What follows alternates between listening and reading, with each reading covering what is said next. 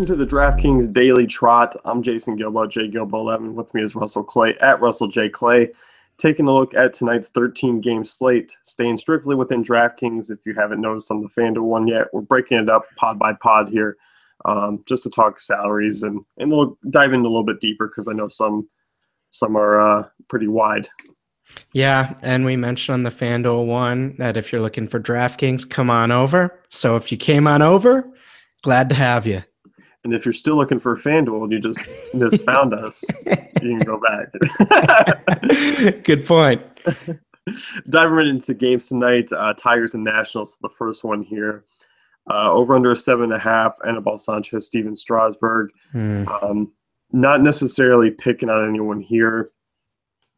You do get some bats that are pretty cheaper on this Washington side, but overall, outside of Harper and Murphy, we can't back anyone here. And now I'm starting to not back Harper because unless this game doesn't go 14 innings and he doesn't walk 7 times, that's 7 points. I'm not going to get that.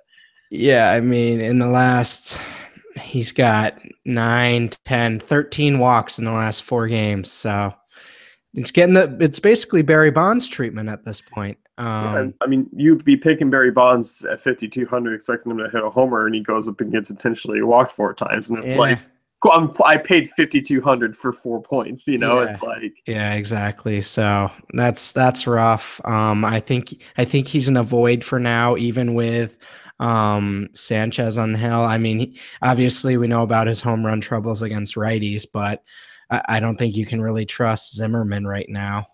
So this is kind of a tough game in terms of the Nationals offense. Yeah, I definitely agree. And as far as the Tiger side of things go, not liking anyone here. I know they're priced a little really cheap, but still against Strasburg, I don't really see that coming to life at all today. Right. Cheap for a reason. Sometimes the salaries tell us the truth, and I think this is a case of that. Strasburg, interesting tournament arm. I mean, I think you could get away if you're truly fading Coors tonight. I think you can get away with using 2 of these 11K range guys, and sort of figuring it out everywhere else because there are some cheap options in the rest of these games. Yeah, definitely.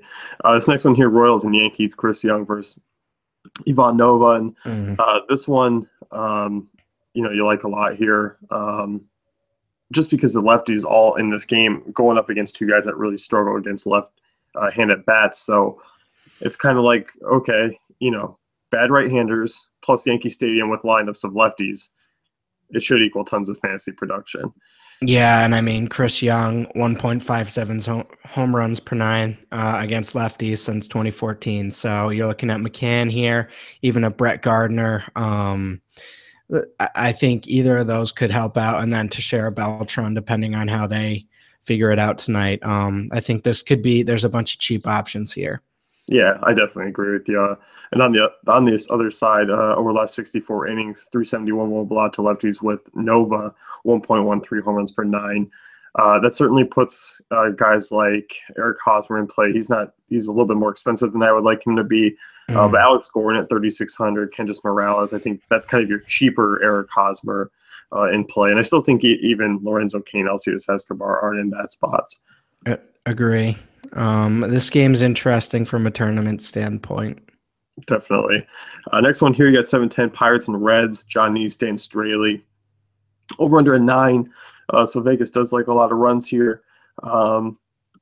I think overall this game is intriguing on both sides. You're kind of more tuned into the red side of things here with Neese on the hill. Yeah, I like the heart of this lineup as we pretty much have for a week or so now. But I just think in terms of price, if you're gonna fade Coors, which I don't know if I necessarily love the Reds tonight versus some of the other options that might be a little cheaper, but they're definitely in play against Neese. Neese is not a strong option, so I definitely like them tonight. And I think I like a Red stack more than a Pirate stack, but you might be differing with me on this one.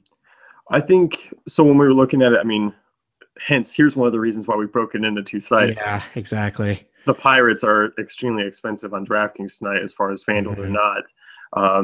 McCutchen, 5,300, Polanco 5,000, Marte. I mean, that's Coors numbers. And they were only, yeah, those two were only 4K each on FanDuel. So that's a huge difference. Yeah, definitely. I think the only one that I kind of like there is Francisco Cervelli hitting fifth. It's probably a cheap catcher option. But outside of that, I mean, I do like the Reds a little bit more here on DraftKings just because the prices are at a decent spot. So, I mean, if you did, I mean, Great American Ballpark's the top 5 batters ballpark. So it's not like I'm not saying fade the Pirates, but I'm saying if you are rolling out multiple lineups, I definitely don't mind them, but you're still gonna have to pay down for pitching. That's my only gripe there. Yeah. Next one, you got Red Sox and A's, and over under of 8.5. Sonny Gray versus Clay Buchholz. We both noticed before the show, Sonny Gray just 6,800 in Fenway here against the Sox team. Is that just because, they're going to accurately price him? Is he going to get shelled tonight? Is that some indicator? Because he's been bad the last 2 starts.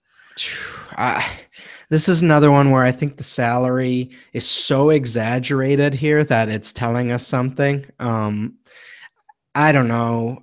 I don't want to touch anyone against this Red Sox offense right now, but I can't help but be a little intrigued by that price. I'm probably not going to touch it. Even in tournaments, he's probably not really an option for me, but definitely intriguing. And I mean, hey, if you are a strong enough person to throw out a Sonny Gray lineup, you can be like me and Holland against the Blue Jays the other day. So he'll be minus 26 and you'll be sitting there with bad lineups. I mean, that is true. But so on that side of things, if you're going to do that, I'll be stacking the Red Sox because we saw what happened last time. No, I can't do it tonight. I'm sorry, guys. Yeah, no jumping on the grenade in this one. Nah. But overall, I think in this ballpark here with some of those right-handed bats like Betts, Pedroia, Bogarts, Gray hasn't been particularly strong this season. Even Ortiz, who's just cruising right now. This is a fine GPP game. I'm not going to really target them in cash. On the other side of things, you were kind of looking at a lot of these A's guys just because of, one, their price tags are relatively low. Most come below 4K outside of Billy Burns, who's just 4,200. Interesting cheap stack against Buchholz, who's been really struggling, especially with left-handers. Yeah, I love this. I think you can start off with Burns, Lowry, Reddick, although Burns is a little more expensive on DraftKings. So I don't know about that, but I think you can look at the heart of this A's lineup and make a pretty interesting stack here if you're wanting to pay down. Yeah, I'm definitely with you there. I think one guy that really stands out, I think could actually go as a deep GPP play is Chris Davis. I think he's just one. I just see some power tonight, and it's going to happen with him. But, I mean, Buchholz has been pretty mediocre this year, so I think that's definitely in play. Yeah. Next one here, Brewers and Marlins, Willie Peralta, Jose Fernandez, 7.5 over under. We're definitely jumping in on the Marlins side of things here, going up against Willie Peralta. These lefties are in a really great spot. Yeah, Peralta only an 8.7 K rate since 2014, so he's not really gonna get a lot of them out in that way. So, and Stanton's back in the lineup. They are a little more expensive, but I think in a tournament they'll be lower owned because of that and all the other good stacks tonight. So I think there's solid upside, and I think it's a good way to differentiate yourself in the tournament. Yep, I definitely agree. I think there's some value plays that stand out. Dietrich, hopefully he can maybe jump back in the top of the order, but he's a guy who can get some lefty exposure to against him and at a cheap price tag. Right. And on this Brewers side, you really looking at anyone here?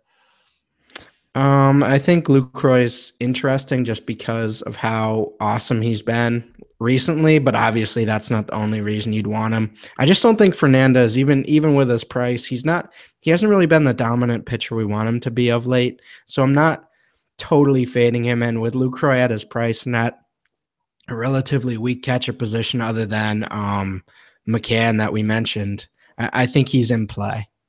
Yeah, I definitely think so. At that price tag, obviously the dynamic pricing is going to price him down against a guy of Fernandez's overall quality. But yes, as you mentioned, hasn't been that strong this year.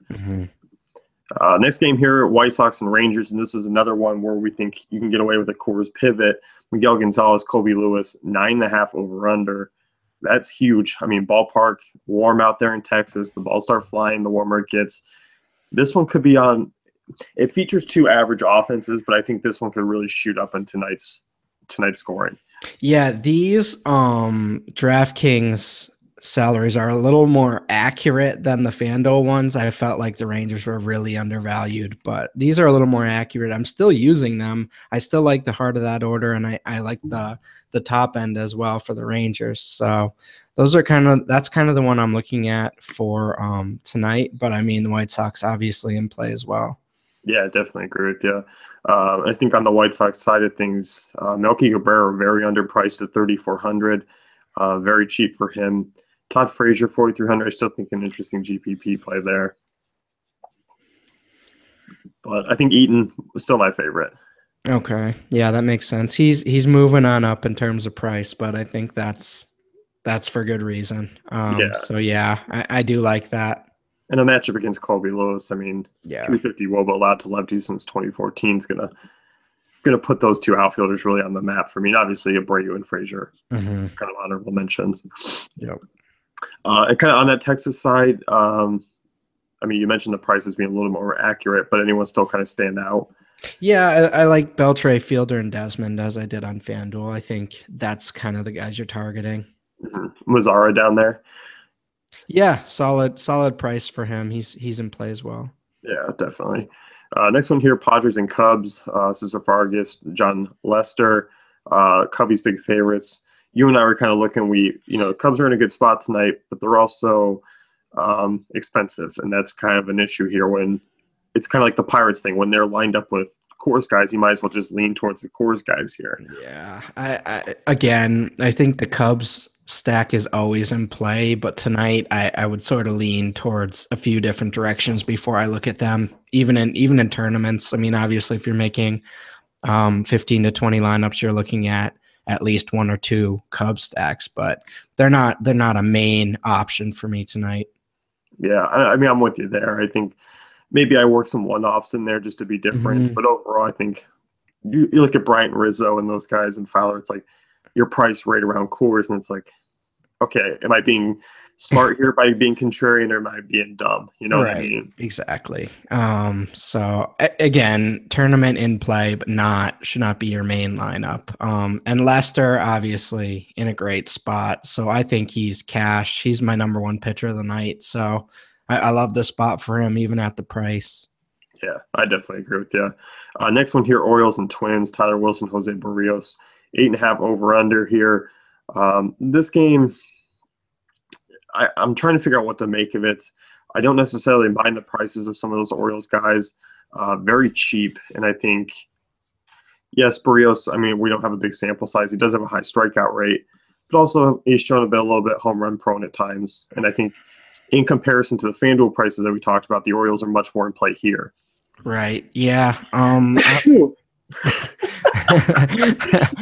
That sneeze was for Adam Jones, who's at only 3,500. I like that price. I like Rickard at that price. I don't know if the Orioles stack is in play tonight, but I do like those as cheap standalone values, especially if you're trying to pay up for a core stack or something. And Machado back to being shortstop eligible. So it's like, okay, you can definitely get an Arenado and Donaldson, or, and pair them up with Machado, who's just absolutely been on fire. Yeah. I do like the prices. I think they are intriguing. I'm kind of with you there. I don't think the full stack really works out, but I do see maybe one or two homers. It's hard to completely rule out the stack, but overall, I think in target field, there's better options, but I don't mind them as standoff. Yeah. And as I mentioned on the FanDuel one, Mauer, I like him tonight against Wilson. But other than that, I'm not sure I'm really going after the Twins in terms of batters tonight. Yeah, and you were talking about Mauer being kind of the only option there. Yeah. So, next game here, we got Indians and Astros, Corey Kluber versus Mike Fiers, over under of 8. This one, I think, the pricing kind of makes things a little bit more interesting. we were talking like, could we pick on Kluber? We look at this boomer bust Houston team tonight. Kluber has had his rough spots at times, especially giving up a long ball. Mhm. It is possible.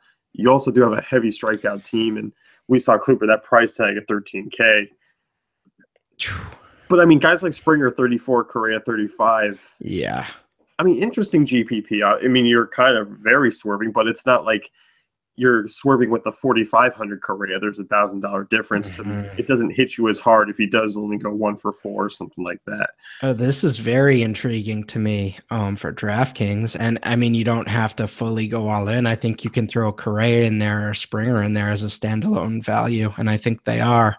Obviously, it's not a perfect matchup, but those are intriguing prices. Yeah, I definitely agree. And on this Cleveland side, it kind of seems like the same thing. They seem to be about averagely priced. Kipnis a little cheaper than I think he should be, but 3,900 in that ballpark, I think he's in a good spot. And you still like Brantley there. Yep, definitely like Brantley. So yeah, I don't know who Branty is, but I do like Brantley. Diving into the belly of the beast tonight, Diamondbacks and Rockies, Archie Bradley, Tyler Chatwood, and this one. Here we go, man. I mean, it's another course slate. You're looking at all these guys being priced up. We talked about DraftKings or FanDuel being a little bit different as far as pricing goes. Not so much here. They're pretty much the same. Now, I guess the question is, could you go with some of these guys as standalone values, or if you're going with them, do you just go all the way in?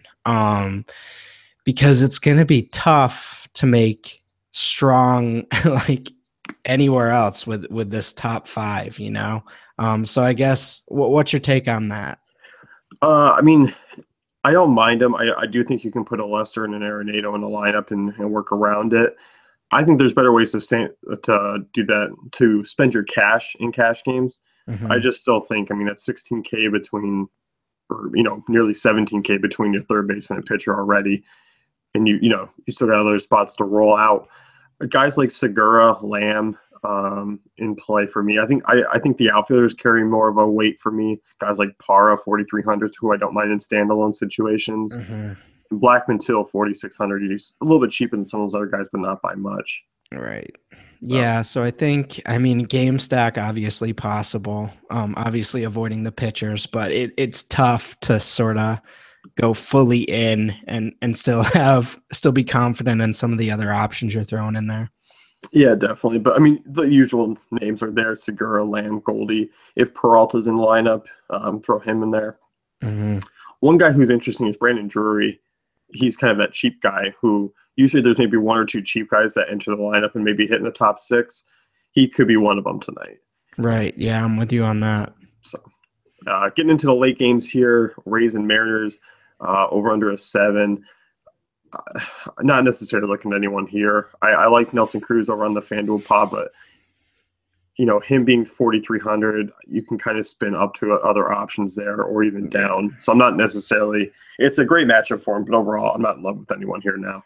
Yeah, no, I'm not touching it. Any of those guys, I think they're pretty accurately priced, and because of that, I think there are better values in other lineups. Yeah, I'm with you. And same kind of thing goes with this next one, Mets and Dodgers, Steven Matz versus Scott Kazmir.